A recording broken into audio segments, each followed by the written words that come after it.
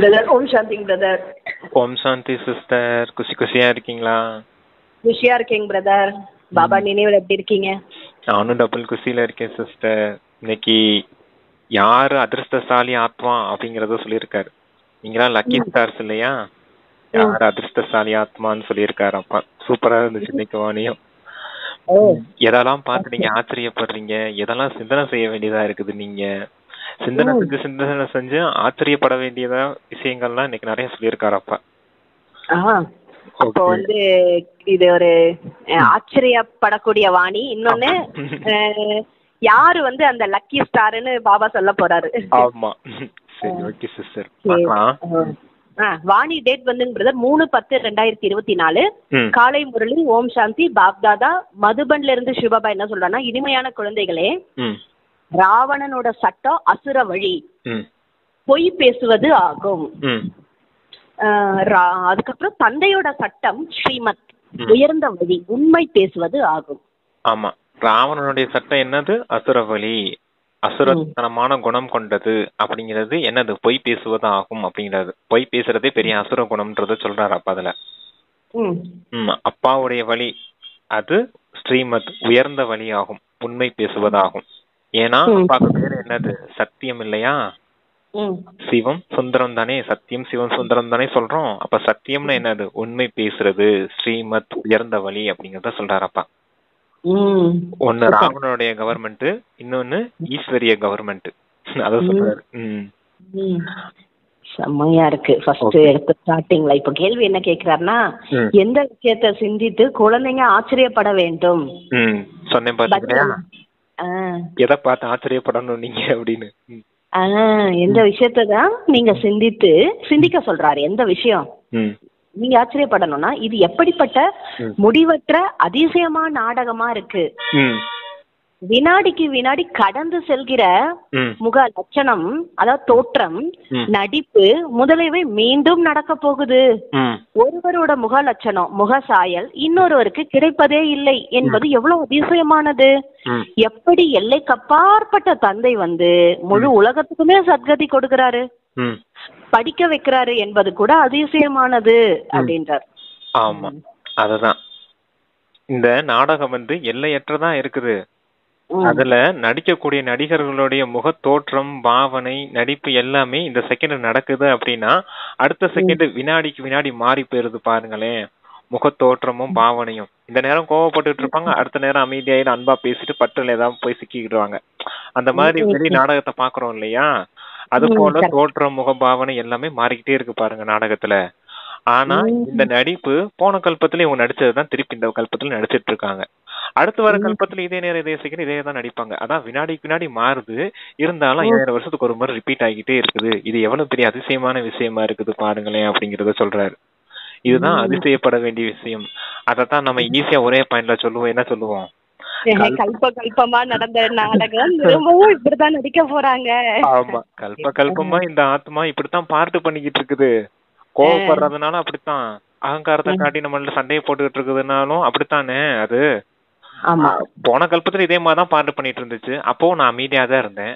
இப்போ இதே மாதிரிதான் பார்ட் பண்ணிக்கிட்டு இருக்கேன். அப்போ நான் அமைதியா தான் இருக்கேன் அப்படிங்கிற விஷயம் தெரிஞ்ச உடனே நம்ம அமைதியாயிடுவோம். உண்மையிலே அமைதியான கணக்கு வழக்கம் உண்டாக்க மாட்டோம் இல்லையா? நம்மளும் அவங்க கிட்ட போய் சண்டையை போட்டு கணக்கு வழக்கம் உண்டாக்க மாட்டோம் இல்லையா?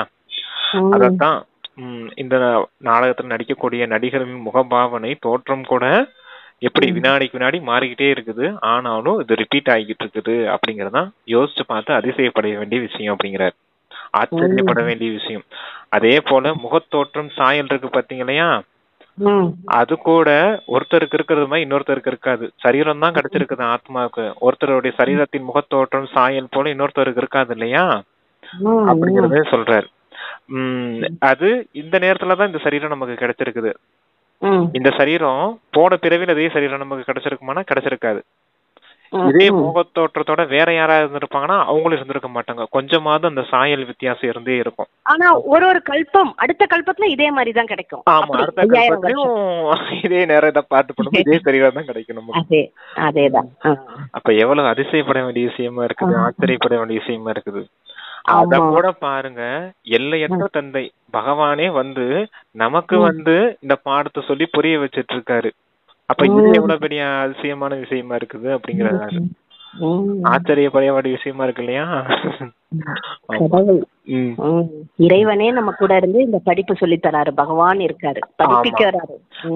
எல்லாரும் தேடிக்கிட்டு இருக்காங்க கடவுள் எங்க இருக்காரு அப்படின்னு. ஆனா நம்ம வந்து அவர் கூடயே இருந்து நம்மளோட பேசிட்டு இருக்கிறாரு, இங்க உட்கார்ந்துகிட்டு சாவகாசமா பேசிட்டு இருக்காரு. யாராவது நம்புவாங்களா? நம்ம நம்புவோம். அதான் காண முடியாதவர் காண கிடைக்காதவர் அப்படின்னு சொல்லப்பட்டிருக்கு சாஸ்திரத்துல. அப்படிப்பட்டவர் வந்து பாடம் சொல்லி தராருன்னா எவ்வளவு பெரிய அதிசயமான விஷயம்ன்றதை யோசிச்சு பாத்துக்கோங்க எல்லாரும். அதுதான் இது இந்த ஞானமே பரமாத்மாவோட ஞானம். அவர் தானே பேசுனது, அததானே இப்ப நம்ம கேட்டுட்டு இருக்கோம். நம்ம கூட தானே இருக்காரு. அது அப்படி நினைச்சுதான் நம்ம இந்த ஞானத்தை கேட்கணும். ஓகேங்கிறது அதுக்குதான் பாபா சொல்றாரு, இங்க படிப்பிக்க கூடியவரும் அதிசயமானவர் தானே அப்படின்னு. எத்தனை பேர் புரிஞ்சுக்கிறாங்களோ அவர் தான் அந்த உலகத்துக்கு சத்கதியும் கொடுக்க முடியும். பகவான் தானே அந்த உலகத்துக்கு வந்து நல்ல கதியை ஏற்படுத்தி தர முடியும். ஆமா, அந்த பகவானே வந்து உங்களுக்கு பாடமும் கற்பிச்சிட்டு இருக்காரு அப்படிங்கிறார்.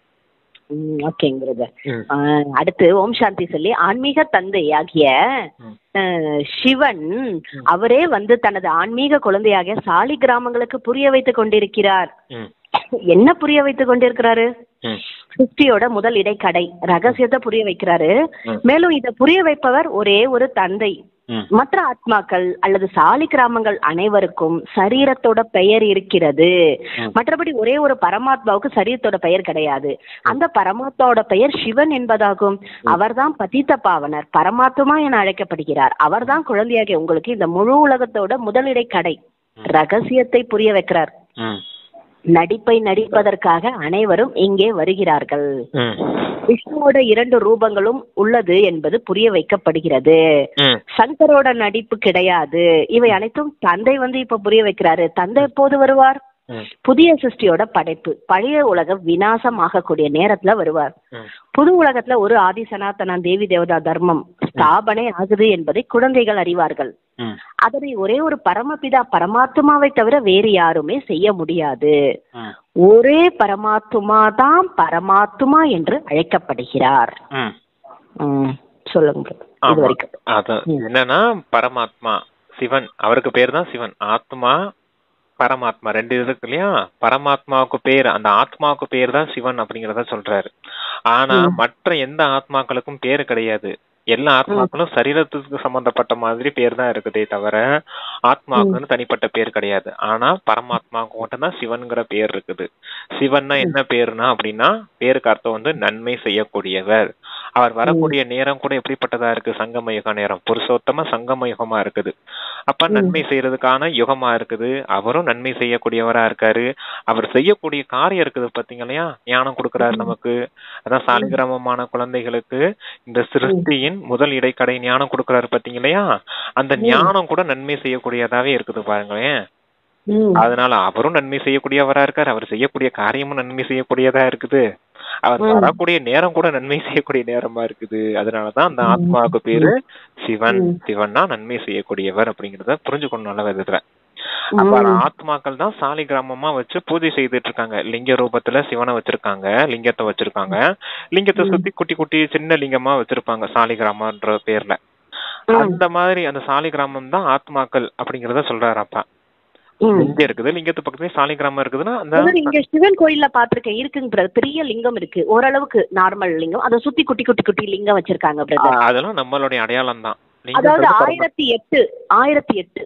ஓ அப்படியா? Super sister. அதுதான் பரமாத்மா. அது நம்மள அந்த குட்டி குட்டியா இருக்குது நம்மளுடைய ஒரு நினைவு சின்னம் தான் அந்த சாலி கிராமம் கூட. அதான் சொல்றேன், அவர் பக்கத்துல உட்கார்ந்து இருக்கிறது நாம தான். ஆமா, அதான் சாலி கிராமமான குழந்தைகளை சந்திக்கிறதுக்காக நான் வந்திருக்கேன், வந்து உங்களுக்கு பாடம் சொல்லி கொடுத்துட்டு இருக்கேன் அப்படிங்கிறாரு. சூப்பர் விஷயம் அது. அதை யோசிச்சு பார்க்கும்போது எவ்வளவு சூப்பரா இருக்குது. கடவுளே நமக்கு ஒரு நினைவு சின்னம், அது நமக்கு ஒரு நினைவு சின்னத்தை இந்த பக்தர்கள் உருவாக்கி வச்சிருக்காங்க பாருங்க. அதே எவ்வளவு பெரிய அதிசயமா இருக்குது பாருங்க. ஆமா ஆமாங்க பிரதர். அவங்களுக்கு தெரியாது, இருந்தாலும் கரெக்டா நடக்குது பாருங்க. அந்த அந்த ஒரு டிராமால வீட்டுல கூட வச்சிருக்காங்க பிரதர். எல்லாரோட வீட்லயும் சாலி கிராமம்னு இருக்கு. அதுக்கு அபிஷேகம் பண்ணி பூஜை பண்றாங்க பாருங்க. அது யாரு பிரதர்? அது என்ன தெரியுமா சிஸ்டர்? வீட்டுக்கு ஒருத்தவங்க பிரம்மகுமாரிஸ் நம்ம இருக்கோம்ல சிஸ்டர், நம்மளோட நினைவார்த்தமான வீட்டுல வச்சு பூஜை பண்ணிட்டு இருக்காங்க. ஓ அப்படிங்களா? சரி சரி சரி. இருக்கு சாலிகிராம் இருக்கு, பாத்திருக்கேன். நிறைய வீட்டுல இருக்குது, வச்சிருக்காங்க. ஒண்ணுமே இல்ல பிரதர். சாலிகிராமம்னா ஒரு அப்படியே ஒரு ஒரு நீ பாத்துருக்கீங்களா சாலிகிராமம்? உருளையா ஒரு கருப்பு கலர்ல ஒரு லிங்கம் கிளாஸ் பண்ணும்போது ஃபர்ஸ்ட் சாலிகிராமம்னா என்னன்னு கேள்வி கேட்டதே நான் தான் சிஸ்டர். அதுக்கு தான் ஆன்சர் பண்ணிருப்பாங்க சிஸ்டர். ஒரு 42 நிமிஷம் பேசியிருப்பாங்க சாலிகிராமம்னா என்னன்னு. இருந்தா பாருங்க, ஒரு 4-5 வருஷத்துக்கு முன்னாடி கேட்டிருப்பேன் நினைக்கிறேன். ஓ சரிங்க பிரதர். அதான் எனக்கும் தெரியாது, அப்புறம் தெரிஞ்சுக்கிட்டேன் சாலிகிராமம்னா என்னன்னு. ஓகேங்க பிரதர். அடுத்து பாபா சொல்றாரு, பரமாத்மா என்று அழைக்கப்படுகிறார். அவருடைய பெயர் சிவன் என்பதாகும். அவருக்கு சரீரத்தின் மீது பெயர் ஏற்படுவது கிடையாது. இங்க இருக்கும் மற்ற அனைவருக்கும் சரீரத்து பெயர் இருக்கு. முக்கியமானவர்கள் அனைவரும் வந்துவிட்டனர் என்பதையும் புரிந்து கொண்டுள்ளீர்கள் அப்படின்னு கேக்குறாரு பாபா. நாடகத்தோட சக்கரம் சுற்றி சுற்றி இப்போ இறுதியில வந்து நிக்குது. இறுதியில தந்தை தான் தேவைப்படுகிறாரு. அவருடைய ஜெயந்தியும் கொண்டாடுகிறார்கள். சிவ ஜெயந்தியும் இந்த சமயம் கொண்டாடப்படுது. இந்த சமயம் உலகம் மாற வேண்டியுள்ளது. அடர்ந்த காரிருளில் இருந்து அதிக பிரகாசம் உண்டாகிறது. அதாவது துக்கதாமத்துல இருந்து சுகதாமமாக வேண்டும். பரமபிதா பரமாத்மா சிவன் ஒரு முறைதான் சங்கமயுகத்தில் பழைய உலகத்தை அழித்து புதிய உலகத்தை ஸ்தாபனை செய்வதா வர வேண்டும். முதலில் புதிய உலகின் ஸ்தாபனை, பிறகு பழைய உலகோட விநாசம் ஏற்படுகிறது. படித்து புத்திசாலி ஆக வேண்டும், மேலும் தெய்வீக குணங்களையும் தாரணை செய்ய வேண்டும் என்று குழந்தைகள் புரிந்திருக்கிறார்கள். அசுர குணங்களை மாற்ற வேண்டும். தெய்வீக குணங்கள் மற்றும் அசுர குணங்களின் வர்ணனைகளை படமாக வரைந்து சார்ட்டில் காட்ட வேண்டும். நாம் யாருக்கும் கஷ்டம் கொடுப்பதில்லை தானே, பொய் சொல்வதில்லை தானே என்று தன்னைத்தானே சோதித்துக் கொள்ள வேண்டும். ஸ்ரீமத்தை மீறி நடப்பதில்லை தானே, பொய் சொல்லுவது, பிறருக்கு துக்கம் கொடுப்பது, கஷ்டம் கொடுப்பது, இவை ராவணனோட சட்டங்கள் மற்றும் அவை இது ராவணனோட சட்டங்கள். பாபா சொல்றாரு, உண்மை பேசுவது, சுகம் கொடுப்பது ராமரோட சட்டம். ஆமா, இத பாருங்களேன். துக்கம் கொடுக்கறது, அசாந்தி பண்றது, தூய்மையற்ற நிலையில போறதெல்லாம் அசுர குணம். பாருங்க, தந்தையோடைய குணம்லாம் தூய்மையா இருக்குது, சுகம் கொடுக்கக்கூடியது, சாந்தி கொடுக்கக்கூடியது. இதெல்லாமே அடுத்தவங்களுக்கு நன்மை செய்யக்கூடியதா இருக்குது. தூய்மையா இருக்குது, சுகம் கொடுக்கறது, அடுத்தவங்களுக்கு அமைதியை ஏற்படுத்தி கொடுக்கறது. ஆனா அதை பாருங்க, எல்லாம் கஷ்டம் கொடுக்கக்கூடியதா இருக்குது. பாருங்க, தூய்மையற்றது, துக்கம் கொடுக்கறது, அசாந்தி பண்றது, சண்டையிடுறது, அதெல்லாம் அசுர குணமா இருக்குது அப்படிங்கறது. பொய் பேசுறது. ஆமா, இங்க பாருங்க, உண்மையை பேசுறது, இதெல்லாம் நன்மை செய்யக்கூடிய குணமா இருக்குது. பாருங்க, தெய்வீக நடத்தைக்கும் அசுர நடத்தைக்கும் எவ்வளவு வித்தியாசம் இருக்குது. நாம எப்படி காரியம் செஞ்சுக்கிட்டு இருக்கோம், உலக நாடகத்துல நம்ம எப்படி பார்ட் பண்ணிக்கிட்டு இருக்கோம் அப்படிங்கறத சிந்தனை செஞ்சு ஒவ்வொருத்தரும் தங்களுடைய நடத்தைய மாத்திக்கிறணும் அப்படிங்கறதுக்காக சொல்றாருப்பா. ஏன்னா பழைய உலகம் விநாசமாக போகுது. முன்னாடியே சொல்றாரு இல்லையா, பழைய உலகம் விநாசமாக போகுது, புதிய உலகம் ஸ்தாபனை ஆகிட்டு இருக்குது. குழந்தையான நீங்க தான் இந்த புது உலகத்தின் ஸ்தாபனைக்கு அஸ்திவாரமா இருக்கீங்க. நீங்க தான் இந்த புது உலகத்துல போய் வாழ போறீங்க. அப்ப புது உலகத்துல வாழணும், உங்களுக்கு நல்ல நடத்தை வேணும் இல்லையா, நல்ல குணங்கள் வேணும் இல்லையா. அதுக்காக அப்ப சொல்லிக்கிட்டு இருக்காரு, தெய்வீக குணங்களையும் அசுர குணங்களுக்கும் பகுத்தறிஞ்சு சார்ட் போடுங்கன்றாரு. அசுர குணங்கள் என்னென்ன இருக்குதுன்னு ஒரு சார்ட் வைப்பீங்களா, அதெல்லாம் எப்படி தெய்வீக குணங்களா மாத்துறதுக்குன்னு ஒரு சார்ட் வைப்பீங்களா. ரெண்டையும் கம்பேர் பண்ணி பாருங்க, நம்ம எப்படி இருந்தவங்க எப்படி மாறணும் அப்படிங்கறது தெரிஞ்சுக்கிடுவீங்க அப்படிங்கறத சொல்றாரு. சரிங்க பிரதர். அதான் பாபா தெய்வீக குணங்கள் அசுர குணம் வர்ணனைகளை படமாக வரைந்து சார்ட் காட்ட வேண்டும். படமா வரைஞ்சி. என்ன படம்? அந்த அசுர குணங்கள் அந்த இருக்கு இல்லையா, ராவணனுடைய படம் இருக்கு இல்லையா, காமம், கோபம், பற்று, பேராசை, அகங்காரம், ஆணிடமும் பெண்ணிடமும் இருக்குது. அது பெரிய தலை, அதுதான் பெரிய விஷம். அது சரியா, அத வந்து மத்தவங்களுக்கு காமிக்க சொல்றாருங்களா? ஆமா ஆமா, அது பெரிய விஷம். அதுக்கு குழந்தை குட்டிங்கலாம் நிறைய இருக்குது. அது எப்படின்னா போட்டி பொறாம, பொய் சொல்றது, திருடுறது, இந்த மாதிரி காரியம் எல்லாம் இருக்குது இல்லையா, அதெல்லாம் குழந்தை குட்டி நிறைய பிரதர். அகங்காரம் சொல்லிக்கினே போலாம், நிறைய இருக்கு. துக்கம் கொடுக்கறது, அசாந்தி பண்றது, அப்புறம் புரணி பேசுறது, அப்படிலாம் நிறைய இருக்குது இல்லையா. அதெல்லாம் சார்ட் போடுங்க ஒரு பக்கம். அப்புறம் தெய்வீக குணங்கள் என்ன இருக்குதுன்னு பாருங்க. தூய்மை, சுகம், சாந்தி, நமக்கு 7 விதமான குணங்கள் இருக்குது இல்லையா. 7 விதமான குணங்கள், 8 விதமான சக்திகள். அதை தாண்டி என்ன இருக்குது, அதை தாண்டி நிறைய விஷயங்கள் இருக்குது.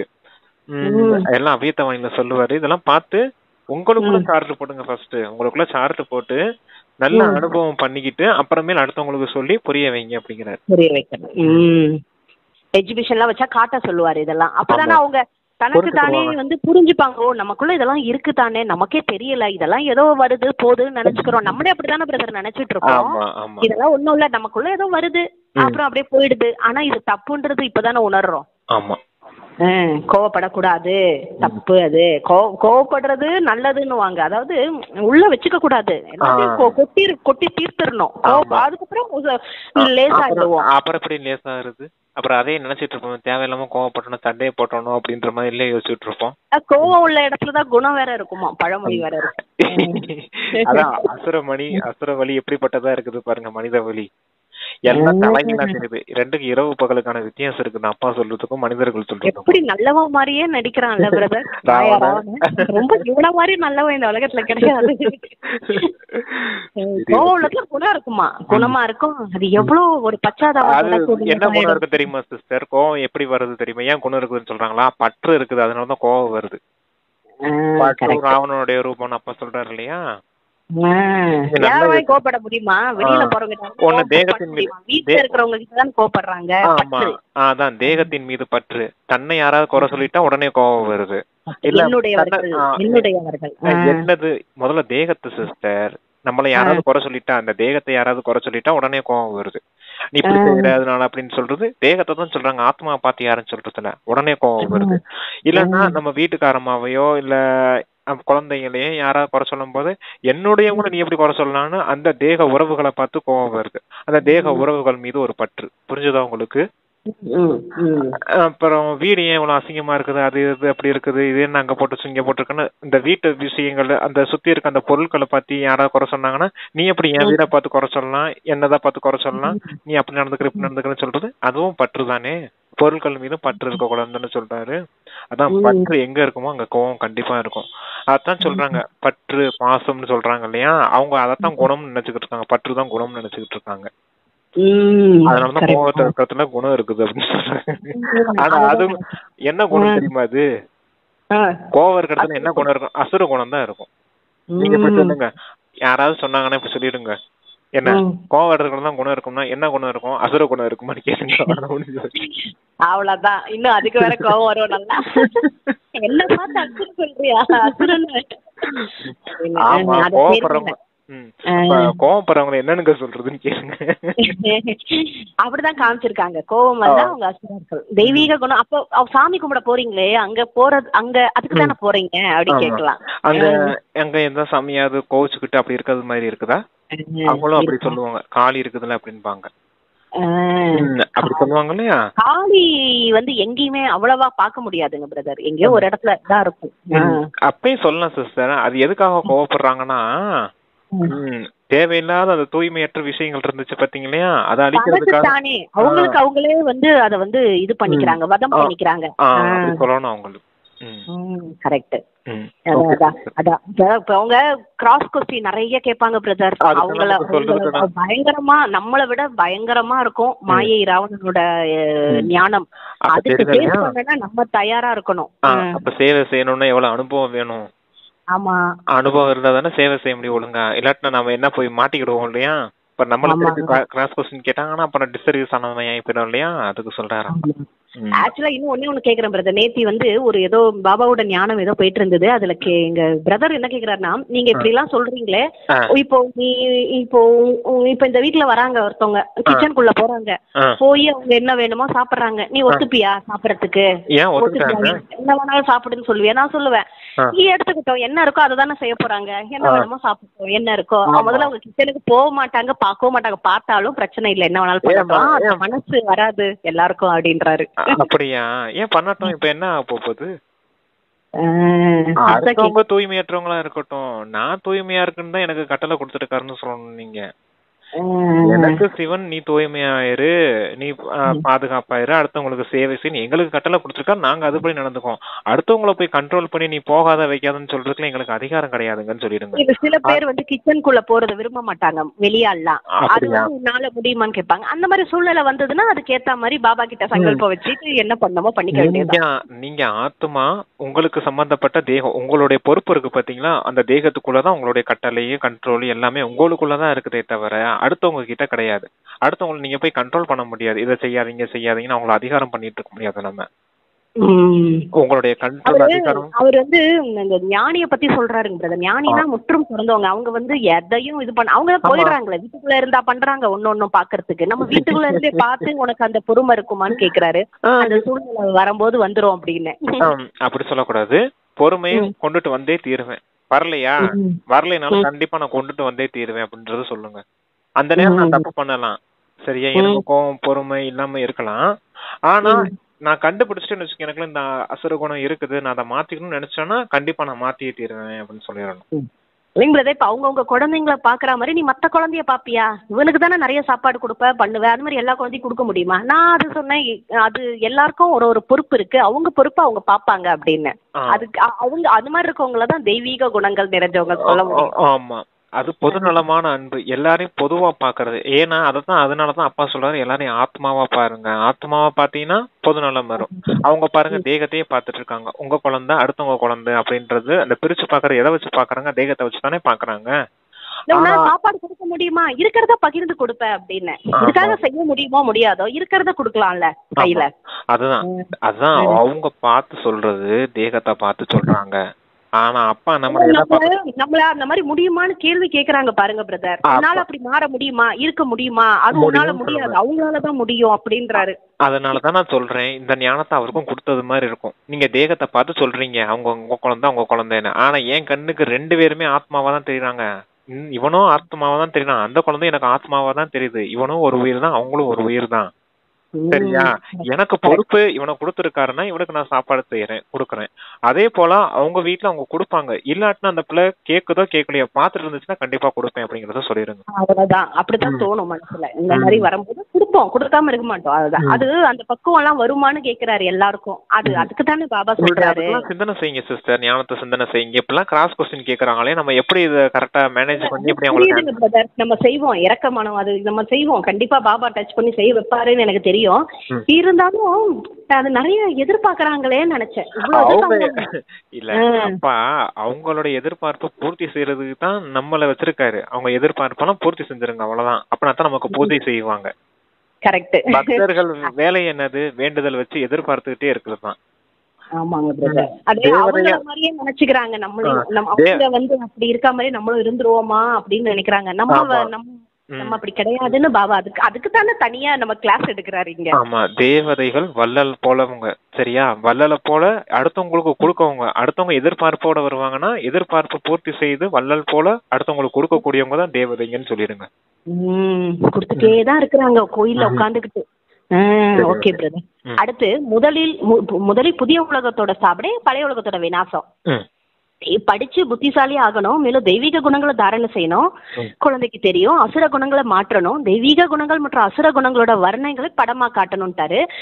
யாருக்கும் கஷ்டம் கொடுக்க கூடாது, ஸ்ரீமத்தை மீறி நடப்பதில்லை தானே, பொய் சொல்லுவது, பிறருக்கு துக்கம் கொடுப்பது, கஷ்டம் கொடுப்பது ராவணனோட சட்டம். பாபா என்ன சொல்றாரு? உண்மை பேசுவதுதான் ராமரோட சட்டம். ஸ்ரீமத் மற்றும் அசுர வழி இரண்டையும் பற்றிய பாடல் கூட உள்ளதல்லவா? அரை கல்ப காலம் அசுர வழி, அதில் மனிதர்கள் அசுரர்களாக இருந்தாங்க, துக்க நிறைந்தவர்களா, நோயாளியாகிவிட்டாங்க, 5 விகாரங்கள் பிரவேசமாகி விட்டது. தந்தை வந்து ஸ்ரீமத் கொடுக்கிறார், ஸ்ரீமத் படி நடப்பதான் நமக்கு தெய்வீக குணம் தாரணையாக கிடைக்கிறது என குழந்தைகள் அறிவார்கள். அசுர குணங்களை மாற்ற வேண்டும். ஒருவேளை அசுர குணங்கள் தங்கிவிட்டால் பதவி குறைந்துவிடும். பிறவிகளா செய்த பாவத்தோட சுமை வரிசை கிரமான முயற்சியின்படி லேசாகி விடும். இது இப்போ சங்கம யுகம் என்பதை புரிந்துள்ளீர்கள். தந்தை மூலமா தெய்வீக குணங்கள் தாரணை செய்து புதிய உலகின் எஜமானன் ஆகிறீர்கள். ஆக பழைய உலகம் கண்டிப்பா அழிய வேண்டும் என்பது உறுதியானது. புதிய உலகத்தோட ஸ்தாபனை பிரம்மகுமார் குமாரி மூலம் நடக்க வேண்டும். இதுவும் கூட உறுதியான நம்பிக்கை ஏற்பட்டுள்ளது. ஆகையால் சேவையில் ஈடுபட்டுள்ளீர்கள். யாராவது ஒருவருக்கு நன்மை செய்யும் முயற்சியை செய்தபடி இருக்கின்றனர்.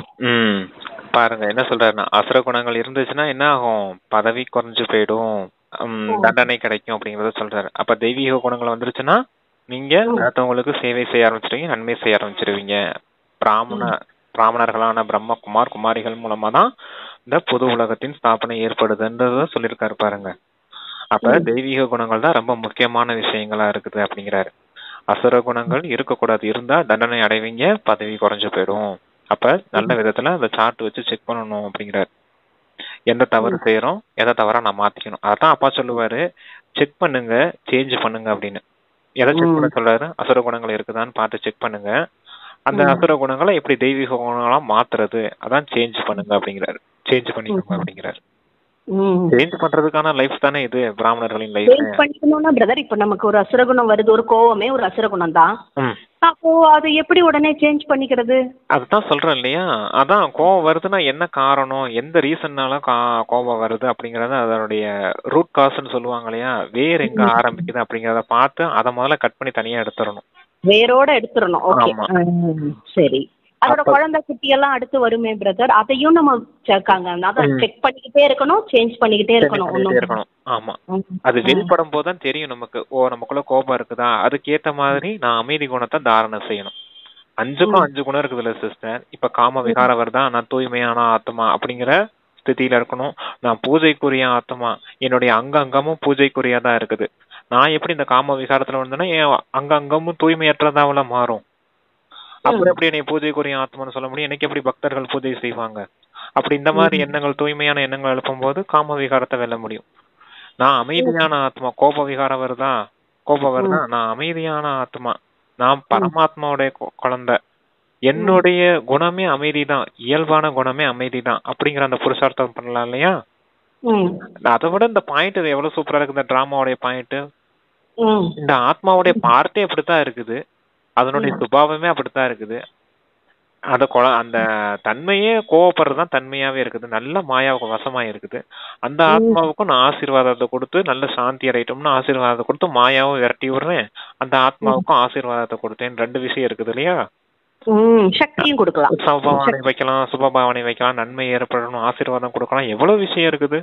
கோபத்தை பத்தி நீங்க அந்த மாதிரி யோசிச்சு சிந்தனை செஞ்சு இந்த மாதிரி பண்ணும்போதுதான் அந்த தெய்வீக குணங்கள் நமக்குள்ள இருக்குன்றது தாரணை ஆகுது. இன்னொன்னு நமக்கே சந்தோஷமா இருக்கும் பாருங்க, குஷியா இருக்கும். இது ஒரு சேவை மாதிரி ஆயிடுது இல்ல பிரதர்? ஆமா, அது நல்ல சிந்தனை செய்யணும் சிஸ்டர். ஞானத்தை எங்க எதை அப்ளை பண்ணா நமக்கு கரெக்டா ஒர்க் ஆகுது, எது ஒர்க் ஆகல அப்படிங்கறது தெரியணும் இல்லையா? இந்த ட்ரையல் அண்ட் எரர்ன்னு சொல்லுவாங்க, கேட்டிருக்கீங்களா? ட்ரை பண்ணி பாருங்க. ட்ரையல் அண்ட் எரர்னா ஒன்னு செய்யுங்க, அது தப்பா இருந்துச்சுன்னா அதை மாத்திக்கோங்க. சரியா? இந்த விஷயத்துக்கு, இந்த சிச்சுவேஷனுக்கு இந்த ஞான பாயிண்ட் செட் ஆகுமா, இல்ல இந்த சிச்சுவேஷனுக்கு இந்த பாயிண்ட் செட் ஆகாதா அப்படிங்கறத வச்சு செக் பண்ணி பார்க்கணும் சிஸ்டர். எது நல்லா நமக்கு செட் ஆகுதோ அதை வச்சுக்கணும். சரி, ஓகே பிரதர். அடுத்து நம் சகோதர சகோதரிகள் எவ்வளவு சேவை செய்கின்றனர் என்பதை நீங்கள் அறிவீர்கள். அனைவருக்கும் தந்தையோட அறிமுகம் கொடுத்தபடி இருக்கின்றீர்கள். தந்தை வந்துள்ளார். முதலில் சில பேருக்குத்தான் கிடைப்பார், பிறகு அதிகாரத்தைப்படி செல்வார்கள். ஒரு பிரம்மாவின் மூலம் எவ்வளவு பேர் பிரம்மகுமாரா ஆகிறாங்க. பிராமண குலம் கண்டிப்பா தேவையில்லவா? நாம் அனைவரும் பிரம்மகுமார் குமாரி சிவபாவோட குழந்தை, அனைவரும் சகோதர சகோதரர்களாக இருக்கிறோம். உண்மையில் சகோதர சகோதரர்கள் பிறகு பிரஜாபிதா பிரம்மா உடையவர்களாக ஆகும்போது சகோதரன் சகோதரியாக ஆகிறார்கள். தேவதா குலத்தில் செல்லும் போது சம்பந்தம் உறவுகள் பெருகி விடுகிறது. இந்த சமயத்துல பிரம்மாவோட குழந்தையா மற்றும் சகோதரன் சகோதரியா இருக்கும்போது ஒரே குலம் என்றாகி விடுது. இதனை வம்சம் என்று சொல்ல மாட்டோம். ராஜ்யம் கௌரவர்களுடையதும் அல்ல, பாண்டவர்களுடையதும் அல்ல. வம்சம் என்பது ராஜா ராணி வரிசை கிரமமாக அமரும் போதுதான் ஏற்படும். இப்போதில் இருந்தோ பிரஜைகளோட மீது பிரஜையோட ராஜ்யம்தான். ஆரம்பத்துல இருந்து தூய்மையான வம்சம் மற்றும் தூய்மையற்ற வம்சம் இருந்து வந்தன. தூய்மையான வம்சம் தேவதைகளுடையது நடந்து வந்தது. 5000 வருடத்துக்கு முன்பு இது சொர்க்கம். தூய்மையான வம்சம் இருந்தது என்பதை குழந்தைகள் அறிவார்கள். அவர்களுடைய படங்கள் உள்ளது. எத்தனை கம்பீரமான கோயில்கள் இருக்கிறது, உருவாகியுள்ளன. வேறு யாருடைய கோயில்களும் இல்லை. இந்த தேவதைகளுடைய கோயில்கள் தான் நிறைய உள்ளது. வம்சம் குலம்ன்றத 2க்கு வித்தியாசம் சொல்றாரு பாருங்க. பிராமணர்ங்கிறது வம்சம் கிடையாது, அது ஒரு குலம் தான் அப்படிங்கறத சொல்றாரு. எல்லாரும் பிரஜைகளா இருந்தவங்கள பிரம்மா சிவபாபா பிரம்மா மூலமா ஞானம் கொடுத்து தத்தெடுக்கப்பட்ட குழந்தைகள். எல்லாரும் சகோதர சகோதரிகள், பிரம்மாவுக்கு தத்தெடுக்கப்பட்டதுனால. ஏன்னா பிரம்மாவுக்கு குழந்தைங்களா இருக்கவங்க குமாரராகவும் குமாரியாவும் இருக்காங்க. ஆனா எல்லாருமே ஆத்ம ரூபத்துல சிவபாபாவுக்கு குழந்தைகள். சிவபாபாவுக்கு குழந்தைகளா இருக்கும்போது சகோதர சகோதரனா இருக்கீங்க. ஆனா அதே பிரம்மா மூலமா தத்தெடுக்கப்பட்டதுனால சகோதரன் சகோதரியா இருக்கீங்க அப்படிங்கறத சொல்றாரு. வம்சம்ன்றது இத வம்சம்னு சொல்ல முடியாது. பிரம்மா மூலமா தத்தெடுக்கப்பட்ட குழந்தைகள் இருக்காங்க இல்லையா, அவங்க வம்சம் கிடையாது. அவங்க ஒரு குலம் தான், பிராமணர் குலம் தான் அப்படிங்கிறாரு. ஆனா தேவி தேவதைங்க இருக்காங்க பாத்தீங்களா, அவங்க அங்க சத்தியுகத்துல வாழ்ந்தவங்களுக்கு சூரிய வம்சம்னு பேரு. ஏன்னா 8 லட்சுமி நாராயணன் அடுத்தடுத்து ராஜ்யம் செய்யறாங்க இல்லையா, மன்னர்களா வராங்க இல்லையா, ராஜாக்களா வராங்க இல்லையா. அது திரேதாயுகத்தை சந்திர வம்சம்னு சொல்றோம், அதுவும் வம்சமா இருக்குது இல்லையா. ராமர் சீதைகள் வராங்க, 12 ராமர் சீதைகள் வராங்க இல்லையா, அப்ப அத வம்சம்னு சொல்ல முடியும். ஏன்னா வரிசையா வராங்க, முதலாம் ராம் சீதா, 2ஆம் ராம் சீதான்னு வராங்க. அங்க 1ஆம் லட்சுமி நாராயணன், 2வது லட்சுமி நாராயணன், அப்படி வம்சம் வம்சமா வராங்க. 8 வராங்க இல்லையா, 8 12 வராங்க, அத வம்சம் வம்சமா வராங்கன்னு சொல்லலாம். ஆனா பிராமணர் குலம் அப்படி கிடையாது பாத்தீங்க இல்லையா, வம்சம் வம்சமா வந்திருக்காங்க. பிராமணர் மூலமா எல்லாருமே குழந்தைங்களா தத்தெடுக்கப்பட்டிருக்காங்க. அவ்வளவுதான். எல்லாரும் இந்த பிராமணர்கள் முழுமை நிலை அடையும் போது பரிஸ்தாக்களா மாறிடுவாங்க. அப்ப இந்த முழு உலகம் விநாசமாகும். விநாசம் முடிஞ்சதுக்கு அப்புறம் இந்த முழு உலகமும் புது உலகமா மாறும். அவங்க தேவதைகளா வந்து வாழ வர போறீங்க அப்படிங்கறத சொல்றாரு. அப்ப இது வந்து வம்சம் கிடையாது, குலம். அப்ப வம்சம் சொல்றீங்கல்ல பிரதர், அந்த வம்சத்துல வழி வழியா வந்துகிட்டே இருக்கிறாங்கல்ல, கிளைகள் பிரியுது இல்ல. அப்ப அந்த வம்சத்துக்கு அந்த குழந்தைய உருவாக்குனது எந்த வம்சத்துல இருந்து வரும் பிரதர்? கிளை பிரியும் லட்சுமி நாராயணனுக்கு குழந்தை பிறக்கும் இல்லையா சிஸ்டர்? ஆமா, அவருடைய பையன் 2வது லட்சுமி நாராயணன் சிஸ்டர். அது தெரியுது பிரதர். சத்தியுகம் திரேதாயுகம் தேவதைகள் வராங்க. துவாபர யுகத்துல எப்படி தேவதைகள் மூலியமா தான் தெரியுதா? துவாபர யுகத்திலயும் நம்ம இந்த ஹிஸ்டரி படிக்கிறோம்ல சிஸ்டர், பல்லவர்கள் வரும் பாத்தீங்கன்னா, 1ஆம் பல்லவர், 2ஆம் பல்லவர், சோழர்கள் கூட 1ஆம் சோழர், 2ஆம் சோழர் அப்படிலாம் வருது இல்லையா. 1ஆம் ராஜராஜன், 2ஆம் ராஜராஜன் அப்படிலாம் வருது இல்லையா.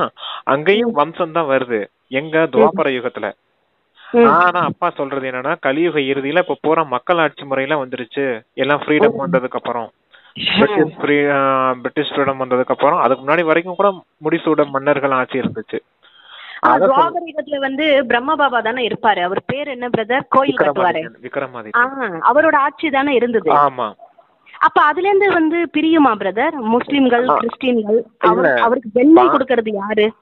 அது அத பத்தி எல்லாம் டீடைல்டா அப்பா சொல்றது இல்ல சிஸ்டர். ஆனா இங்க இருந்து தான் உங்களுக்கு ஜென்மம் கிடைக்கும்னு சொல்லியிருக்காரு. போகுது எல்லாமே, இங்க இருந்து தான் ஜென்மம் கிடைக்குது எல்லாருக்கும். ஆனா வம்சத்தை பத்தி சொல்றோம் இப்ப. ஓகே, இது இப்படி வம்சம் வம்சமா வந்தது மன்னர்களின் ஆட்சி. இப்ப பாருங்க, மக்களின் மீது மக்கள் ஆட்சி அப்படிங்கறத மக்களாட்சி தத்துவம் கொண்டு வந்துட்டாங்க இல்லையா. மக்கள் இருந்து ஒருத்தரை தேர்ந்தெடுத்து அவரை சிஎம்ஆவோ, பிஎம்ஆவோ, எம்பியாவோ, எம்எல்ஏவாவோ தேர்ந்தெடுத்து அவங்களை அனுப்புறாங்க பாராளுமன்றத்துக்கு. அவங்க மூலமா சட்டம் ஏற்றப்படுறது மக்கள் மீது வருது. புரியுது அவங்களுக்கு? மக்களால தேர்ந்தெடுக்கப்பட்ட ஒருத்தர் சட்டம் ஏற்றாரு, அவர் சட்டத்தையே மக்கள் மீது கொடுத்து ராஜ்யம் செய்யறாங்க. இது மக்களாட்சி முறையா இருக்குது அப்படிங்கறத சொல்றாரு. அங்க வந்து ராஜா ராணியோட குழந்தைங்க தான் வழி வழியா வம்சமா வருவாங்க. ஆமா, இதுதான் புரிஞ்சுக்கிட்டா போதும். Okay sir. ஓகேங்க பிரதர். அதாவது பாபா வந்து ஒரு தாய் வழி குழந்தைகள், ஒரு தாய் வைத்து குழந்தைகள் சொல்றாருல, அதுக்கு தான் கேட்டேன் பிரதர். வரவங்க அவங்க மூலியமா ஜென்மம் கிடைக்குது எல்லாருக்கும். ஆமா. ஆதாம் ஏவாள்ன்றது இங்க யாரு? பிரம்ம பாபா, சரஸ்வதி, பிரம்மா சரஸ்வதி, அவங்களதான் சொல்ல முடியும் ஆதாம் ஈவன் அப்படி. ஆனா அவங்களுக்கு குழந்தைங்க எப்படி இருக்கும்? நம்ம குழந்தைங்க தத்தெடுக்கப்பட்ட குழந்தைங்க தானே, இப்ப தத்தெடுக்கப்பட்ட குழந்தைங்க தானே, அதத்தான் சொல்றாரு அப்பா. ஆனா பைபிள் எப்படி எழுதிருக்காங்க, விகாரத்தின் மூலமா குழந்தைங்க பிறந்துச்சுன்னு எழுதி வச்சிருக்காங்க. அது தப்பு. தத்தெடுக்கப்பட்ட குழந்தைங்கன்றதான் உண்மை. இப்படி தத்தெடுக்கப்பட்டவங்க எப்படி ஆறாங்க? சிவபாபாவுடைய ஞானத்தை கேட்டு அசுர குணங்களும் தெய்வீக குணங்களுடையவரா மாறுறாங்க. தெய்வீக குணங்களோடு இருந்தவங்க தான் சத்தியுகத்துல சொர்க்கத்துக்கு போறாங்களே தவிர இவங்க ஒன்னும் சொர்க்கத்துல இல்ல அப்படிங்கறத சொல்றாரு. பிரம்மாவும் சரஸ்வதியும் ஒன்னும் சொர்க்கத்துல இல்ல. மாற்றப்பட்டு, குணங்களால மாற்றப்பட்டு லட்சுமி நாராயணன் ஆகிதான் அங்க போறாங்க அப்படிங்கறத சொல்றாரு. அப்ப மனித வலிக்கும் அதத்தான் சொல்றாரு, மனித வலிக்கும் தந்தை கொடுக்கக்கூடிய வலிக்கும் இரவு பகலுக்கான வித்தியாசம் இருக்குது அப்படிங்கறத சொல்றாரு. அதனாலதான் பிரம்மாவின் இரவு, பிரம்மாவின் பகல்னு சொல்லிக்கிட்டு இருக்காங்க அந்த விஷயத்த. அது இந்த விஷயங்களின் வித்தியாசம், சொல்லித்தர அந்த ஞானத்தின் வித்தியாசம் தான் இரவு பகலுக்கான வித்தியாசங்கிறாரு. சரி, பாபா சொல்றாரு மற்ற அனைவரோட சரீரங்கள் பெயர்கள் மாறுகிறது, இவருடைய பெயர் மட்டும் சிவன் என்றே இருந்து வந்துள்ளது என்பதை குழந்தைக்கு புரிய வைக்கிறார். சிவபகவானோட மகவாக்கியம் வேற எந்த தேகதாரியும் பகவான் என்று சொல்லப்படுவது கிடையாது. தந்தையை தவிர வேற யாரும் தந்தையோட அறிமுகத்தையும் கொடுக்க முடியாது. ஏன்னா அவர்களுக்கு தந்தையை பற்றியே தெரியாது. இங்கு கூட பலருக்கு புத்தியில தந்தை எப்படி நினைவு செய்வது என்பதே வருவதே கிடையாது. குழம்புகிறார்கள். இவ்வளவு சிறிய புள்ளி அவரை எப்படி நினைவு செய்வது கேக்குறாங்க. சரீரம் பெரியதா இருக்கு, அதனை நினைத்தபடிதான் இருக்கிறாங்க. அதான் சொல்றது. அடுத்து வாசிங்க, சொல்லிடுவாரு. புருவ மத்தியில நட்சத்திரம் ஜொலிக்குது என்ற பாடல் கூட உள்ளது. அதாவது ஆத்மா நட்சத்திரத்தை போல உள்ளது. ஆத்மா சாலிகிராம் என்று சொல்லப்படுது. சிவலிங்கத்தின் பெயர் ரூபத்திற்கு பூஜை நடக்குது. ஆத்மாவை பார்க்க முடியாது என்பது போல சிவபாபாவையும் யாராலையும் பார்க்க முடியாது. பக்தி மார்க்கத்துல புள்ளிக்கு எப்படி பூஜை செய்வது? ஏனென்றால் முதலோட சிவபோட அவிபச்சாரி பூஜை ஒருவரை மட்டும் நினைவு செய்வது தொடங்குகிறது. ஆக பூஜைக்காக கண்டிப்பா பெரிய பொருள் தேவைப்படுது. சாலிகிராமம் கூட பெரிய முட்டை போல உருவாக்குகிறார்கள். ஒரு பக்கம் கட்டை விரல் இப்படிதான் இருக்கும் சாலிகிராம், முட்டை போல ரவுண்டா. அதுதான் இங்க சொல்றாரு. அது சாலிகிராமம் கூட பெரிய முட்டை போல உருவாக்குறாங்க. ஒரு பக்கம் கட்டை விரல் அளவு என்று சொல்கிறார்கள். பிறகு நட்சத்திரம் என்றும் சொல்கிறார்கள். அது பாபா விளக்கம் தராரு. நட்சத்திரம்னும் சொல்கிறார்கள், கூறுகிறார்கள். இப்போ நீங்க ஒரு கட்டை விரல் விளக்கம் வந்து இந்த தம்ஸ் அப் சிம்பல் போன சிஸ்டர் வாட்ஸ்அப்ல அந்த மாதிரி இருக்கும். அப்படி பார்த்தா பாருங்களேன், லிங்க ரூபம் மாதிரியே இருக்கும். அந்த போல இருக்கும்னு சொல்றாங்க. ஆனா ஆத்மா நட்சத்திரம் போல இருக்குதுன்னு அவங்களே சொல்றாங்க. புருவ மத்தியில நட்சத்திரம் போல இருக்குதுன்னு பக்தர்களே சொல்றாங்க அப்படிங்கறத சொல்றாரு. அப்படித்தான் இருக்குது. நட்சத்திரத்துக்கு உதாரணமா தான் சொல்ல முடியும் ஆத்மாவா அப்படிங்கிற. சரி வாசிங்க. இப்போ நீங்க ஒரு விஷயத்துல நிலைத்து நிற்க வேண்டும். அரை கல்ப காலம் பெரிய பொருளுக்கு பூஜை செய்தீங்க. பிறகு இப்போ புள்ளி என்று புரிந்து கொள்வது முயற்சியும் தேவைப்படுது. பார்க்க முடிவது இல்லை, இது புத்தியின் மூலம் உணரப்படுவது. சரீரத்தில் ஆத்மா பிரவேசம் செய்கிறது, அது பிறகு வெளியில் செல்கிறது. யாராலும் பார்க்கவே முடிவது கிடையாது. பெரிய பொருளாக இருந்தா பார்க்க முடியும். தந்தை கூட புள்ளியா இருக்காரு, ஆனா அவர் ஞான கடல். வேறு யாரையும் ஞான கடல் என்று சொல்வது கிடையாது. சாஸ்திரங்கள் பக்தி மார்க்கத்தினுடையது ஆகும். எவ்வளவு வேத சாஸ்திரங்கள் முதலியவைகள் யார் உருவாக்கியது? வியாசர் என்று சொல்கிறார்கள். கிறிஸ்துவோட ஆத்மா சாஸ்திரம் எதுவும் உருவாக்கவில்லை. இதனை பிறகு மனிதர்கள் உருவாக்குகிறார்கள். கிறிஸ்துவோடைய ஃபாலோயர்ஸ் தான் சிஸ்டர் பைபிளை உருவாக்குனாங்க. அவர் வந்து அதாவது இயேசு வந்து எழுதல. அவர் பின்னாடி வந்த ஃபாலோயர்ஸ் தான் இயேசு இப்படிலாம் சொன்னாருன்னு அத பண்ணி எழுதி வச்சிருக்காங்க அப்படிங்கறத சொல்றாரு. ஆனா சாஸ்திரத்தை எழுதுனது வேதவியாசர். பாருங்க, எல்லாருமே மனிதர்கள் தான் எழுதியிருக்காங்க. அப்புறம் இந்த வேத சாஸ்திரங்கள் வேத நூல்ல மனிதர்கள் ஏத்துனது. அப்ப இதுல எல்லாத்துலயும் குறைகள் இருந்தே இருக்கும் இல்லையா அப்படிங்கறத சொல்றாரு. இதனால எந்த பிரயோஜனமும் கிடையாது. இதன் மூலமா யாரும் சத்கதி அடைய முடியாது. ஆனா இந்த உலகத்துல மனிதர்கள் பூரா எதை படிச்சுட்டு உட்காந்துட்டு இருக்காங்க? இந்த வேத நூல் வேத சாஸ்திரம் இதைத்தான் படிச்சுட்டு இருக்காங்க. அதனால சத்கதி அடைய முடியாதுன்னு கடவுளே சொல்றாரு. அப்ப என்ன நடக்கணும்? அப்பா கொடுக்கக்கூடிய ஞானத்தின் அடிப்படையில அவர் எப்படி கூட்டிட்டு போறாரோ அந்த மாதிரி அந்த ஞானத்தின் விஷயங்கள் அடிப்படையில போனீங்கன்னா தான் உங்களால சத்கதி அடைய முடியும். இவர் ஒருத்தருக்கு தான் ஞான கடல்னு சொல்ல முடியும் அப்படிங்கறத சொல்றாரு. ஞானே நானீஸ்வரன் அப்படின்னு தான் பேர் அப்பாவுக்கு பக்தி மார்க்கத்திலே. அப்ப ஞான கடலான ஈஸ்வரன் வந்து கொடுக்கக்கூடிய ஞானத்தாலதான் சத்கதி அடைய முடியும். அவரை தானே முக்தி தாத்தான்னு சொல்றாங்க. பபுல்நாத் முற்களை மாறாக்கக்கூடியவர், முக்தி அளிக்கக்கூடியவர், பசுபதிநாத், பிராணநாத், பிராணனுக்கு உயிர் கொடுக்கக்கூடியவர் அப்படின்னா எத்தனை விஷயங்களை சொல்லி வச்சிருக்காங்க. எல்லாருமே அந்த சிவனுக்குரியதா தான் இருக்குது. அந்த விஷயத்த நல்ல விதத்துல புரிஞ்சுக்கணும் அப்படிங்கிறார். இவ்வளவு வேத சாஸ்திரங்கள் முதலாக யார் உருவாக்குது? வியாசர் என்று சொல்றாங்க. கிறிஸ்துவோட ஆத்மா சாஸ்திரம் எதுவும் உருவாக்கவில்லை. இதுல மனிதர்கள் உருவாக்குறாங்க. அவர்களுக்கு ஞானம் கிடையாது. ஒரு தந்தையே ஞான கடலாக இருக்கிறாரு. சாஸ்திரங்கள் ஞானத்தில் சத்கதியோட விஷயங்களும் கிடையாது. ஒவ்வொரு தர்மத்தினரும் தத்தமது தர்ம ஸ்தாபகர்களை நினைவு செய்கிறார்கள், தேகதாரிகளை நினைவு செய்கிறார்கள். கிறிஸ்துவோட சித்திரம் இருக்கிறது அல்லவா? கிறிஸ்து அதாவது இயேசுக்குள்ள வந்தவர் தானே பிரதர் கிறிஸ்து. அவர்தான் அந்த இயேசுவோட சித்திரம் இருக்கு இல்லையா, அத சொல்றாரு அப்பா. கரெக்ட். அனைவருடைய சித்திரமும் இருக்குதுன்றாரு. ஆமா, தேகதாரி நினைச்சிட்டு இருந்தீங்கன்னா எப்படி பாவ கர்மங்கள் அழியும், தேகமற்ற தந்தை நினைக்கும் போதுதான் பாவ கர்மங்கள் அழியும் அப்படிங்கறத சொல்றாரு. அப்பதான் சத்கதி ஏற்படும் உங்களுக்கு. ஏன்னா ஆத்ம உலகத்துல யாரும் சரீரத்தோட இல்ல. சரீரத்தையும் நினைச்சிட்டு இருந்தீங்கன்னா அப்படின்னா சாக்கார உலகத்திலேயே தானே இருப்பீங்க. அப்புறம் எப்படி நீங்க முக்தி தாமத்துக்கு போக முடியும், முக்தி அடைய முடியும்? எந்த விஷயத்தையுமே மனிதர்கள் புரிஞ்சுக்கிறது இல்ல, ஏதோ வழி வழியா வந்திருக்குன்னு அதை ஃபாலோ பண்ணிக்கிட்டு இருக்காங்க அப்படிங்கிறாரு. வேற வழி இல்ல, அதுதான் வந்து மாயாவோட ராஜ்யம்ல. ஆமா டைம் பாஸ் ஆகிட்டு இருக்குது, கடைசியா தானே தெரியும்ன்றாரு பாபா. ஆமா. ஓகே பிரதர், அனைவருடைய சித்திரமும் இருக்கு. சிவபாபாவோ பரம ஆத்மாவாக இருக்கிறாரு. ஆத்மா அனைவரும் சகோதரர்கள் என இப்போ நீங்க புரிஞ்சிருக்கிறீங்க. சகோதரர்களுக்குள் பிறருக்கு ஞானம் கொடுத்து சத்கதி கொடுக்கக்கூடிய அளவு ஞானம் இருக்க முடியாது. இதுவும் சொல்றாரு. அடுத்து, இந்த ஞானம் பரமாத்மாவுடையது. சத்கதியை வழங்குபவர் ஒருவர் தான் ஆவார். இந்த சமயத்துல சகோதரர்களும் இருக்கின்றனர், தந்தையும் இருக்கிறார். தந்தை வந்து முழு உலகத்தோட ஆத்மாக்கு சத்கதி கொடுக்க வந்திருக்கிறார். உலகிற்கு சத்கதி வழங்கும் வள்ளல் என்று ஒரே ஒருவரைத்தான் சொல்ல முடியும். ஸ்ரீ 108 ஜெகத்குரு என்றாலும் சரி, உலக குரு என்றாலும் சரி, விஷயம் ஒன்றுதான். இப்போ இருப்பது அசுர ராஜ்யம். சங்கமயுகத்துலதான் தந்தை வந்து இந்த அனைத்து விஷயத்தையும் புரிய வைக்கிறார். அதுக்கப்புறம் பாபா சொல்லுங்க பிரதர். இதுதான் அதான் 108 சத்குரு குருகள் அப்படிலாம் சொல்றாங்களே. உலக குருன்னு சொன்னாலும் 108 சத்குருன்னு சொன்னாலும் எல்லாமே மனிதர்களை தான் சொல்லிக்கிட்டு இருக்காங்க. ஆனா உண்மையிலேயே சத்குரு யாரு? பகவானான சிவன் மட்டும்தான் அப்படிங்கிறாரு.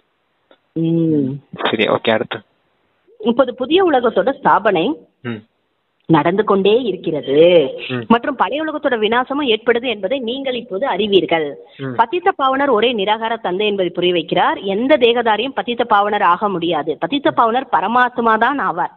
ஒருவேளை பத்தித்த பாவனர் சீதாராம் என்றாலும் கூட பக்தியின் பலனை கொடுக்க பகவான் வருகிறார் என்று தந்தை புரிய வைக்கிறார். ஆக அனைத்து சீதையரும் மணமகள்கள் மற்றும் மணமகன் ஒரு ராமர்.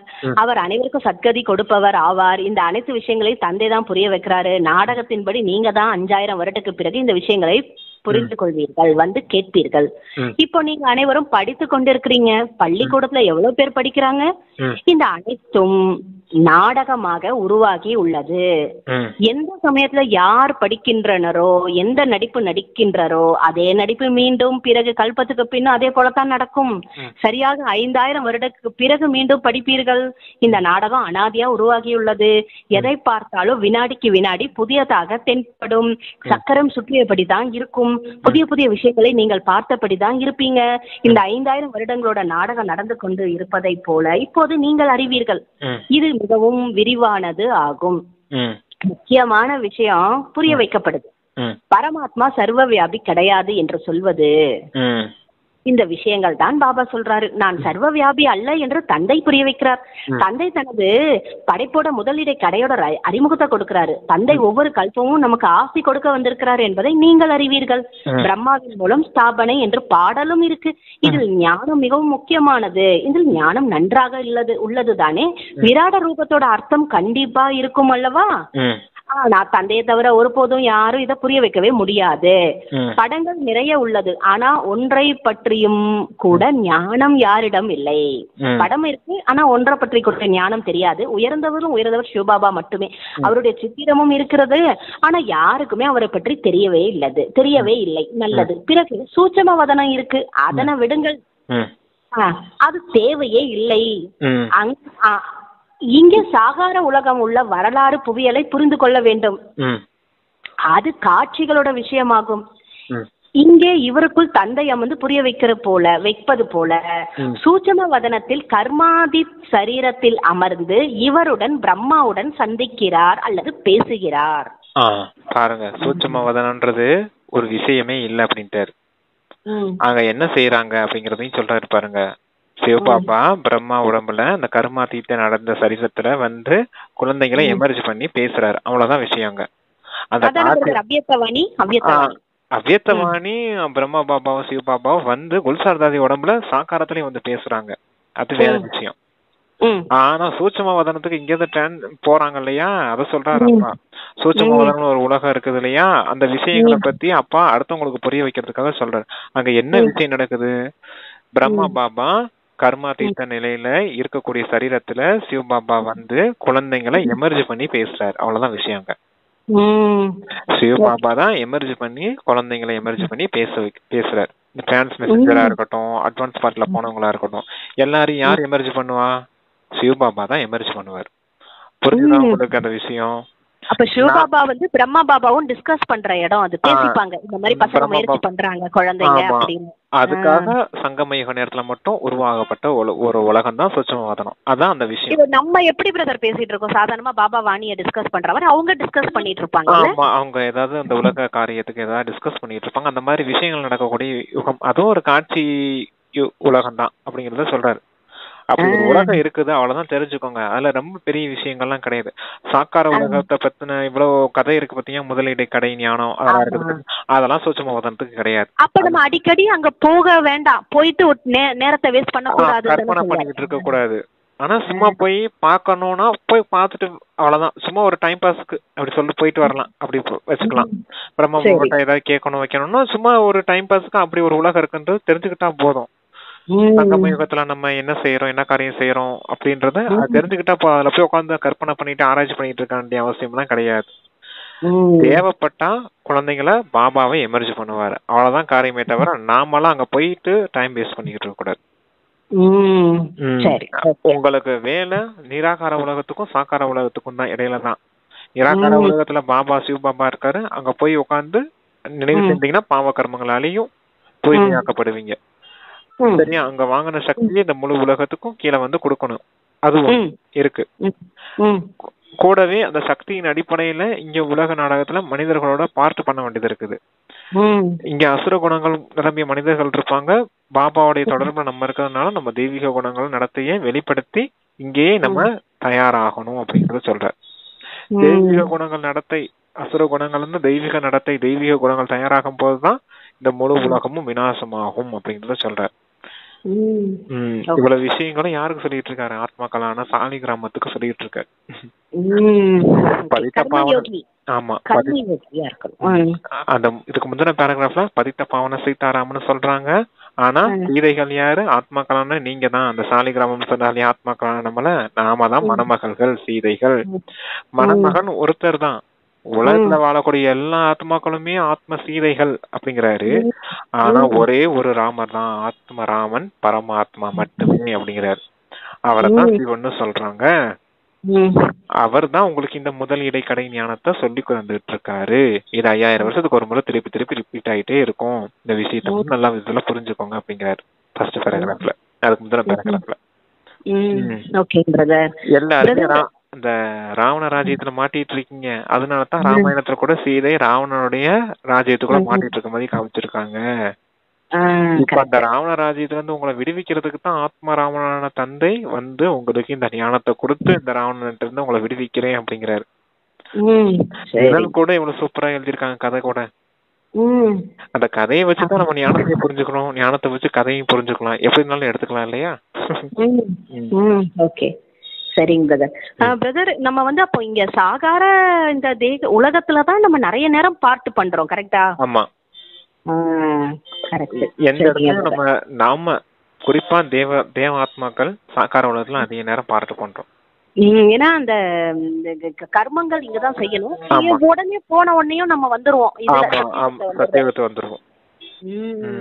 அப்போ வந்து நம்ம டைம் இருக்கும்போது ஒரு கொஞ்சம் நேரம் வந்து பரந்தாம வீட்டுல போயிட்டு நம்ம பாவத்தை அழிக்கிறதுக்கு அழிக்கணும். மத்தவங்க எல்லாம் முக்தி தாமத்துல இருக்க போறவங்க, அதனால அவங்க பாவ கர்மங்கள் அழிக்கிற தண்டனை அடைஞ்சுதான் போறதுனால அவங்க அரை கல்பம் முக்தியிலே இருக்கிறதுனால அவங்களுக்கு பிரச்சனை கிடையாது. நம்ம ரொம்ப நேரம் முக்தியில இருக்க மாட்டோம் இல்லையா, அதனாலதான் சங்கம் யுகத்திலேயே நம்ம முக்தி தாமத்துக்கு போயிட்டு வந்து பாவ கர்மங்களை அழிச்சு தூய்மையாயிடும். அதனாலதான் சத்தியவத்துக்கு வேகமா வந்துடும் அப்படிங்கிறாரு. அவங்க லேட்டா உணர்வே இல்லாம முக்தி தாமத்துக்கு போவாங்க, நம்ம இப்ப உணர்வோட முக்தி தாமம் போயிட்டு வரோம். வேற யாருக்குமே இந்த உலக நாடகத்துல வாய்ப்பே கிடையாது, பிராமணர்களை தவிர. சரி, நம்ம வந்து கர்மம் செய்தபடியே கர்ம யோகியா பாபாவோடயே இருக்கணும். இதுவும் சங்கம யுகத்துல மட்டும்தான் இது மெயினான பார்ட் நமக்கு இப்ப கிடைச்சிருக்கிறது. ஓகேங்கிறத பாபா ஒரு வானிலை சொன்னாரு, நான் கூட ஒன்னும் மேல வந்து இருக்கிறது இல்ல, நீங்க தான் என்ன கீழே கூப்பிட்டுறீங்களே, உங்களோட தானே இருக்கேன் அப்படின்றாரு. அது கரெக்ட் தானே? அது சும்மா விளையாட்டுக்கு குழந்தைங்களோட பேசுறதுக்காக சொல்லுவாரு. ஆனா அப்பா வந்து பாட்டு பண்ணியே ஆகணும் இல்லையா, டிராமால உலக நாடகத்தை மாத்தியே தீரணும் இல்லையா, அந்த காரியம் செய்வாரு. பாபா பக்ரூபி தான், அங்கேயும் பவர் இருக்கும், சக்தி இருக்கும். பாபா நம்ம கூடயும் இருப்பாரு, அந்த சக்தி கிரணங்கள் இருக்கும் இல்ல? ஆமா, நாம தான் வேற பக்தி மார்க்கத்துல கூப்பிட்டுட்டே வேற இருந்தோம் இல்லையா? துக்கத்துல இருந்து விடுவிக்க வாங்க, எப்ப வருவீங்கன்னு கேட்ட வந்துட்டாரு. ஆமா, வந்ததுக்கு அப்புறம் என்ன புருஷார்த்தம் பண்ணாம உட்காந்துருக்கோம், கண்டுக்க மாட்டேன்றோம். பாருங்களேன், பாபா கூடயே இருக்காரு, ஆனா இன்னும் ரொம்ப பிஸியா இருக்கோம் நம்ம அவரை கண்டுக்காம. அதுதான். ஓகே, மற்றபடி அங்கே உலகோட வரலாறு புவியல் என்ற விஷயம் எல்லாம் கிடையாது. பாபா எங்க சொல்றாருன்னா, இப்போ இந்த சூட்சும சொன்னார்ல பிரதர், சூட்சுமத்துல கர்மாதி சரீரத்துல அமர்ந்து இவரோட நான் பிரம்மாவோட சந்திக்கிறார் அல்லது பேசுறாரு. மற்றபடி அங்கே உலகோட வரலாறு புவியல் என்ற விஷயம் எல்லாம் கிடையாது. வரலாறு புவியல் இந்த உலக பற்றியது, இந்த உலகத்தை பற்றியதாகும். சத்யுகத்துல தேவி தேவதைகள் இருந்தார்கள், இப்போது அவர்கள் வாழ்ந்து சென்று இருக்கிறார்கள். 5000 வருடங்கள் ஆகி இருக்கிறது என்பது குழந்தை புத்தியில் இருக்கு. ஆதி சனாதனா தேவி தேவதா தர்மம் எப்படி ஸ்தாபனையாகியது என்பது யாருக்குமே தெரியாது. மற்ற தர்மங்களோட ஸ்தாபனை குறித்து அனைவரும் தெரிந்திருக்கிறார்கள், அறிவார்கள். புத்தகங்கள் முதலானவைகள் கூட இருக்குது. லட்சக்கணக்கான வருடத்தோட விஷயம் எல்லாம் இருக்க முடியாது. இது முற்றிலும் தவறு. ஆனா மனிதர்களோட புத்தி கொஞ்சமும் வேலை செய்வதே கிடையாது. அனைத்து விஷயங்களையும் தந்தை தான் புரிய வைக்கிறாரு. இனிமேலும் இனிமையான குழந்தைகளே, நல்ல விதமா தாரணை செய்யுங்க. முக்கியமான விஷயம் என்னவென்றால் தந்தைய நினைவு செய்வது. இது நினைவினுடைய ஓட்டமாகும். பந்தயம் நடக்குதல்லவா, சிலர் தனித்தனியா ஓடுறாங்க, சிலர் ஜோடியா ஒன்று சேர்ந்து கட்டி போட்டு கொண்டு ஓடுகிறார்கள். இங்கே ஜோடியாக இருப்பவர்கள் ஒன்றாக ஓடுவதற்கு பயிற்சியும் செய்கிறார்கள். சத்தியத்திலும் இதே போல ஒன்றாக ஜோடியாகலாம் என்று நினைக்கிறார்கள். பெயர் உருவம் என்னவோ மாறிவிடுகிறது, அதே சரீரம் கிடைப்பது இல்லை. சரீரம் மாறியபடி இருக்கிறது. ஆத்மா ஒரு சரீரம் விட்டு இன்னொன்று எடுக்குது என்று புரிந்திருக்கீங்க. முக லட்சணங்கள் வேறாக இருக்கு. ஆனா குழந்தைகளுக்கு ஆச்சரியம் ஏற்பட வேண்டும். வினாடிக்கு வினாடி கடந்து போன முக லட்சணம் கர்மம் மீண்டும் 5000 வருடங்களுக்கு பிறகு அதே போல் திரும்பவும் நடக்கும். எத்தனை அதிசயமான நாடகம் இது! இதனை வேற யாராலும் புரிய வைக்கவே முடியாது. நாம் அனைவரும் முயற்சி செய்கிறோம் என்பதை நீங்கள் அறிவீர்கள். வரிசை கிரமமாகத்தான் ஆவீர்கள். அனைவருமே கிருஷ்ணர் ஆக மாட்டார்கள். அனைவரோட முக லட்சணமும் வேறு வேறாக இருக்கும். எவ்வளவு பெரிய அதிசயமான நாடகம் இது! ஒருவரோட முக லட்சணம் இன்னொருவருக்கு கிடைக்காது. அதே விளையாட்டு மீண்டும் மீண்டும் நடக்கிறது. இவை அனைத்தையும் சிந்தித்து ஆச்சரியப்பட வேண்டும். எப்படி எல்லைக்கு அப்பாற்பட்ட தந்தை வந்து படிப்பிக்கிறார். பிறவி பிறவியா பக்தியோட சாஸ்திரங்களை படித்துதான் வந்தீர்கள். சாதுக்களிடம் கதைகள் முதலானவர்களையும் கேட்டீர்கள். இப்போது பக்தியோட நேரம் முடிந்து விட்டது என்று தந்தை சொல்கிறார். இப்போ பக்தர்களுக்கு பகவான் மூலம் பலன் கிடைக்கிறது. பகவான் எப்போது எந்த ரூபத்துல வருவார் என்பது அவர்களுக்கு தெரியாது. சில நேரங்களில் சாஸ்திரங்களை படிப்பதன் மூலம் பகவான் கிடைப்பார் என நினைக்கிறார்கள். சில நேரங்களில் இங்கே வருவார் என்று சொல்கிறார்கள். சாஸ்திரங்களின் மூலமே காரியம் முடிந்துவிடும் என்றால் பிறகு தந்தை ஏன் வர வேண்டும்? சாஸ்திரங்களை படிப்பதன் மூலமே பகவான் கிடைத்து விடுவார் என்றால் மற்றபடி பகவான் வந்து என்ன செய்ய போகிறார்? அரை கல்ப காலம் நீங்கள் இந்த சாஸ்திரங்களை படித்து படித்து தமோ பிரதானமாக ஆனபடி வந்தீர்கள். ஆக குழந்தைகளுக்கு சிருஷ்டி சக்கரத்தை பற்றி பாபா புரிய வைத்தபடி இருக்கிறார். மேலும் தெய்வீக நடத்தையும் தேவை. ஒன்று, யாருக்கும் துக்கம் கொடுக்க கூடாது. யாருக்காவது விஷம் தேவை, அதாவது விகாரம் என்றால் அதை கொடுக்காவிட்டால் துக்கம் கொடுப்பது என்று அர்த்தம் அல்ல. அப்படி தந்தை சொல்வதே இல்லை. தந்தை யாருக்கும் துக்கம் கொடுக்க கூடாது என்று சொல்கிறார் அல்லவா? இப்போது இந்த விஷயத்தை கேட்கும் போது அவர்களுக்கு கொடுக்க வேண்டும், இல்லை என்றால் பிறருக்கு துக்கம் கொடுத்ததாகிவிடும் அல்லவா என்று சொல்லக்கூடிய முட்டாள்களும் வெளிப்படுகிறார்கள். ஆமா, பாருங்க எவ்வளவு முக்கியமான விஷயம்ன்றத பாருங்க. அந்த காம விஷயத்துக்கு கணவர் வந்து விஷம் வேணும்னு கேக்குறாங்க, காம வேணும்னு கேட்கும் போது மனைவி மார்களும் என்ன செஞ்சிடறாங்க, பிரம்மகுமாரிகளும் என்ன செஞ்சிடறாங்களாம், காம விகாரத்துல போய் விழுந்துடுறாங்க. ஏன்னா நம்ம காம விகாரத்துல போனோம்னா கணவருக்கு துக்கம் கொடுத்ததா அப்படின்னு நினைச்சுக்கிறாங்க. அப்படிங்கிறது துக்கம் கொடுத்தது போல ஆயிடும் இல்லையா அப்படின்னு நினைச்சுக்கிறாங்க. அதான் அப்படிப்பட்டவங்க என்னன்னு சொல்றாரு, முட்டாள்கள் போல இப்படி செய்யறாங்க அப்படிங்கறத சொல்றாரு. அப்ப தூய்மையற்ற விஷயம் ரொம்ப முக்கியமானது. சரியா? தூய்மையற்றவங்களா மாறிடுவீங்க. அதுதான் துக்கம் கொடுக்க கூடியது. நீங்க கணவர் கூப்பிட்டாரு போகாம இருக்கிறது பெரிய துக்கம் கொடுத்த விஷயம் கிடையாது அப்படிங்கிறாரு. அது பாவமாயிடுமோன்னு பயம், அது ஒரு பாவ கணக்குல வந்துருமோ அப்படின்னு. அதை விட பெரிய பாவம் காம விகாரத்துக்கு அவர் கூப்பிட்டோடனே போறதுதான் பெரிய பாவம். ஆத்மா மொத்தமா தூய்மையற்றதா மாறி போச்சு, காம விகாரத்துல விழுந்துன்னு சொல்றாரு. அப்ப மறுபடியும் துக்கம் கொடுத்தோம்னு சொல்லிட்டு காம விகாரத்துல விழுந்தீங்கன்னா மறுபடியும் ஆத்மா தூய்மையற்றதானே மாறும். நீங்க கெட்டதும் இல்லாம, சரியா, அவரையும் சேர்த்துக்கு எடுத்துட்டீங்க. புரிஞ்சுதாப்ப? இப்ப இதுதான் பெரிய பாவம். அது ஒண்ணும் பாவம் கிடையாது, அது ஒண்ணும் துக்கம் கிடையாது. ஆமா, வராது. ஏன்னா ஆத்மாவுடைய சுய தர்மமே என்ன? தூய்மை தான். நீங்க தூய்மையா இருக்கீங்க, அவரையும் தூய்மையா இருக்கிறதுக்கு கட்டாயப்படுத்துறீங்க. அப்படிங்கிறப்ப அது எப்படி பாவமாகும்? உண்மையான தர்மமே அதுதானே. தர்மத்துல இருக்கவங்களை எப்படி பாவம் அண்டும்? தர்ம வழிபடி நடக்கக்கூடியவங்கள பாவம் எப்படி அண்டாது இல்லையா? அப்போ நேத்து முரளியும் தானே பார்த்தோம், தூய்மை தான் உங்களுடைய தர்மம் அப்படின்னு பார்த்தோம் இல்லையா? அதுதான் தர்மம், அதான் தூய்மை தான் தர்மம். தர்ம வழிபடி நடக்கக்கூடியவங்கள எப்பவுமே பாவம் அண்டாது அப்படிங்கறத சொல்றாரு. கணவர் கூப்பிட்டாருன்னு விகாரத்துல போய் விழுந்தீங்கன்னா அதுதான் பெரிய துக்கம்ன்றத சொல்றாரு. அந்த பாயிண்ட் இன்னொரு நல்ல விதத்துல படிச்சிருங்க சிஸ்டர். பாபா சொல்றாரு, என்ன சொல்றாருன்னா, இப்போது இந்த விஷயத்தை கேட்கும் போது அவர்களுக்கு கொடுக்க வேண்டும், இல்லை என்றால் பிறருக்கு துக்கம் கொடுத்ததாகிவிடும் அல்லவா என்று சொல்லக்கூடிய முட்டாள்களும் வெளிப்படுகின்றார்கள். இப்படி புரிந்து கொள்ளக்கூடிய மூட மதி கொண்டவர்களும் உள்ளார்கள். தந்தை கண்டிப்பாக தூய்மை அடைய வேண்டும் என்று சொல்கிறார். அசுர நடத்தை மற்றும் தெய்வீக நடத்தை பற்றிய புரிதலும் இருக்க வேண்டும். மனிதர்கள் இதை கூட புரிந்து கொள்வதே இல்லை. அவர்கள் ஆத்மாவில் எதுவும் ஒட்டுவதில்லை என்று சொல்லிவிடுகிறார்கள். என்ன வேண்டுமானாலும் செய்யுங்கள், எதை வேண்டுமானாலும் சாப்பிடுங்கள், குடியுங்கள், விகாரத்தில் செல்லுங்கள், பரவாயில்லை என்று கூட கற்றுக் கொடுக்கிறார்கள். எவ்வளவு பேரை பிடித்து அழைத்து கொண்டு வருகின்றனர். வெளியில் கூட நிறைய பேர் சைவ உணவு மட்டும் உண்பவர்கள், வெஜிடேரியன் இருக்கிறார்கள். கண்டிப்பா இது நல்லதாகும். ஆகவேதான் வெஜிடேரியன் ஆகிறார்கள். அனைத்து ஜாதிகளிலும் வைஷ்ணவர்கள் இருக்கிறார்கள். மோசமான பொருட்களை உண்பது கிடையாது. அப்படிப்பட்டவர்கள் குறைந்த அளவில் இருக்கிறார்கள். நீங்களும் அதாவது மைனாரிட்டியாக இருக்கிறீர்கள். இந்த சமயம் நீங்கள் எவ்வளவு குறைந்த அளவில் இருக்கிறீர்கள். மெதுவா வளர்ச்சி அடைந்தபடி இருக்கும். குழந்தைக்கு இந்த படிப்பினை தான் கிடைக்கிறது. இப்போது தெய்வீக குணங்களை தாரணை செய்யுங்க. பிறர் கையால் சமைக்கப்பட்ட அசுத்தமான உணவை சாப்பிடக்கூடாது. நல்லது. ஆமா, பிறர் கையால சமைக்கப்பட்ட அசுத்தமான உணவுகளையும் சாப்பிடக்கூடாது. நான்வெஜ் போன்றதையும் சாப்பிடக்கூடாது. முட்டை, வெங்காயம் போன்ற இதெல்லாம் சாப்பிடக்கூடாது அப்படிங்கறத சொல்றாரு. எல்லாமே கண்டிப்பா ஃபாலோ பண்ணி தீரணும். ஸ்ரீமத் கொடுத்திருக்காரு அப்படிங்கறது நல்ல விதத்துல புரிஞ்சுக்கணும். அதுல ஒரு மார்ஜின் மட்டும் இருக்குது. எப்படின்னா, அந்த அடுத்தவங்க கையால சமைக்கப்பட்ட உணவு அப்படிங்கிறது இப்ப ஏதாவது ஹாஸ்பிட்டலுக்கு போறோம், அட்மிட் ஆகி இன்பேஷண்டா இருக்கும். அப்ப அந்த சமயத்துல அது யூஸ் பண்ண முடியுமா? நம்ம கையால சமைச்சு சாப்பிட முடியுமா ஹாஸ்பிட்டல்ல? அந்த மாதிரி முடியாது இல்லையா? அதே போல இப்ப வெளிய ஊருக்கு போறோம், ஒரு 10 நாள் 15 நாள் வெளியே போறோம். அந்த மாதிரி சூழ்நிலை போகும்போது என்ன ஆயிடும்? அப்படி இருக்கும்போது முடியாது இல்லையா?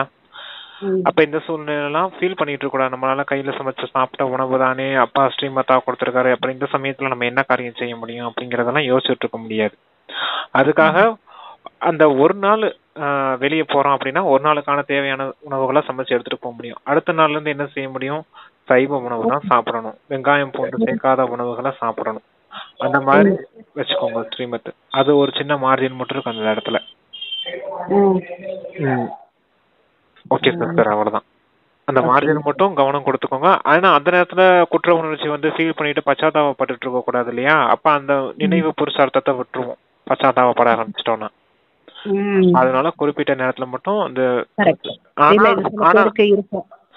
நிறைய பேருக்கு இருக்கும், புருஷார்த்தம் விட்டுருவாங்க. அதனால ஒன்னும் பரவாயில்லை.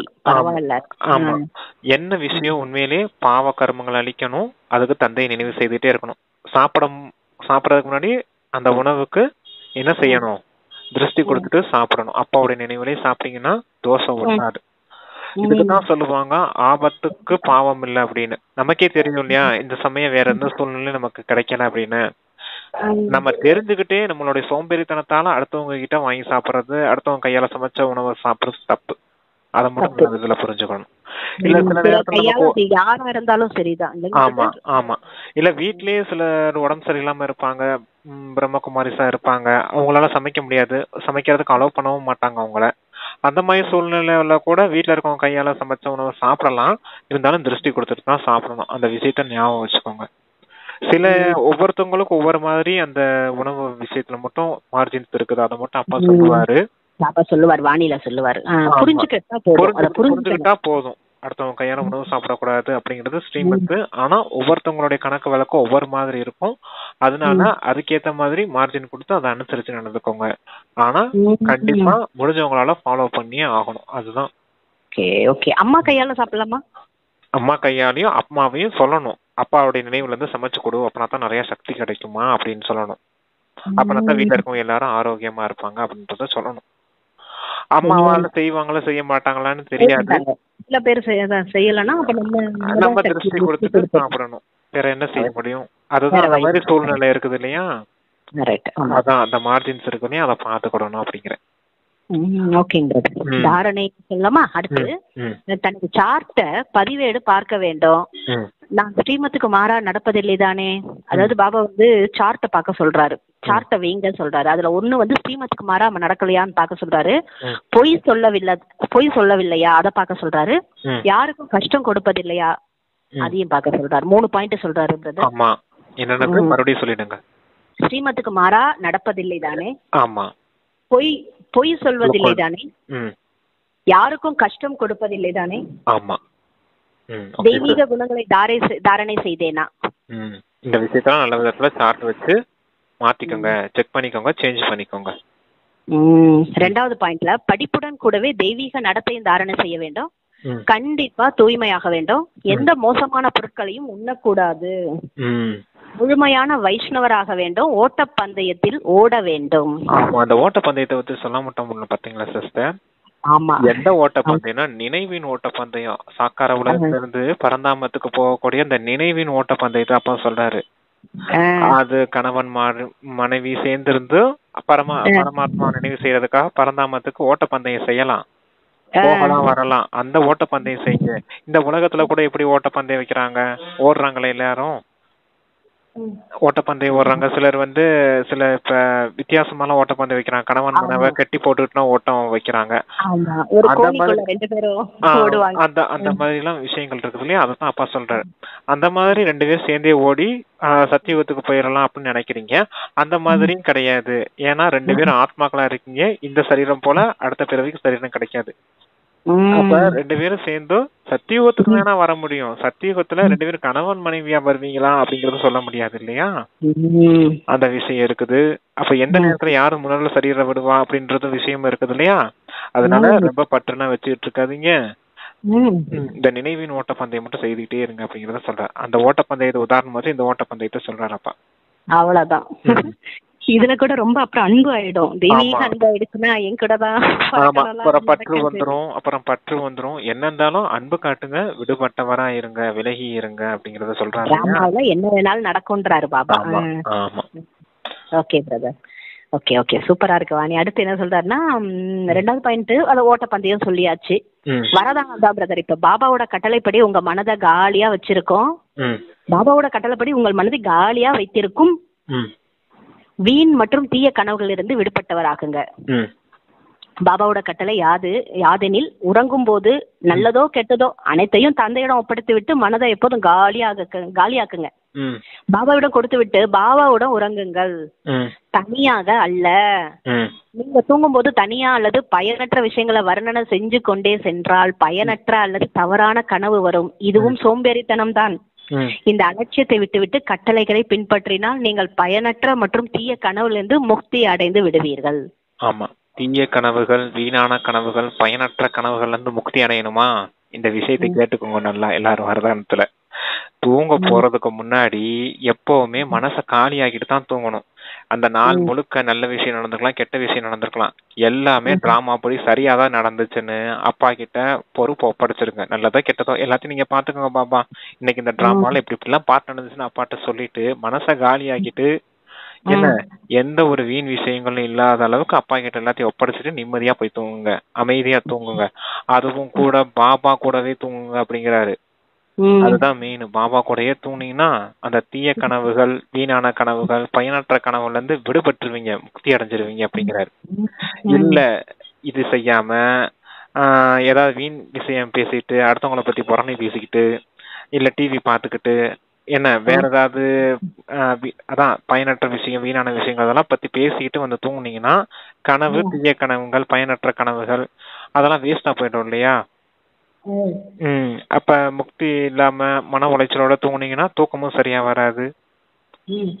அப்ப இதுல இருந்தெல்லாம் விடுபடணும்னா தந்தை சொன்னது மாதிரி தந்தையோட கட்டளை கீழ்ப்படிஞ்சு தந்தை கூடவே தூங்கணும். அதுக்கு முன்னாடி தந்தை கிட்ட நல்லதோ கெட்டதோ எல்லா பொறுப்பையும் ஒப்படைச்சிட்டு தூங்கணும்.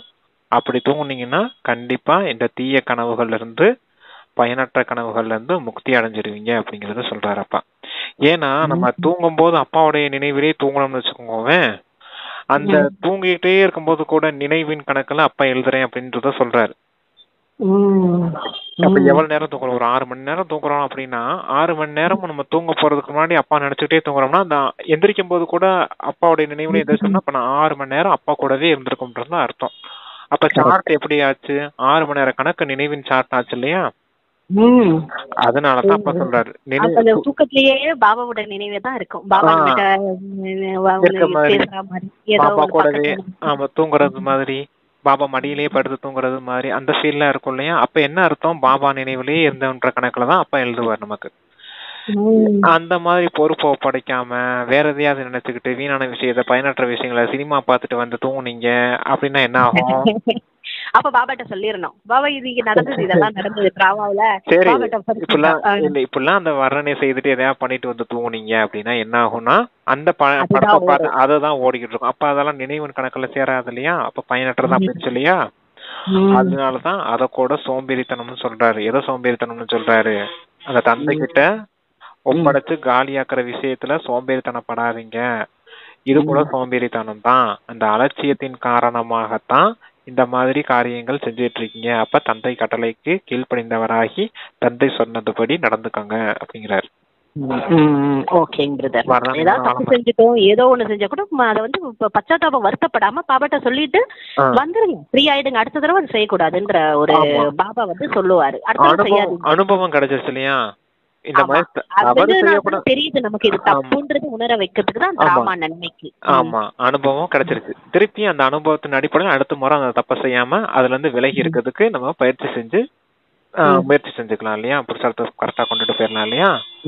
அப்ப அது அந்த அனுபவம் கூட நன்மைக்கு தானே. ஆமா. ஸ்லோகன்ல அதிர்ஷ்டசாலி ஆத்மாக்களே உண்மையான சேவையின் மூலம் அனைவரிடத்தும் ஆசீர்வாதங்களை பெறுகிறார்கள். அதிர்ஷ்டசாலி ஆத்மா யாரு? லக்கி ஸ்டார்ஸ் யாரு?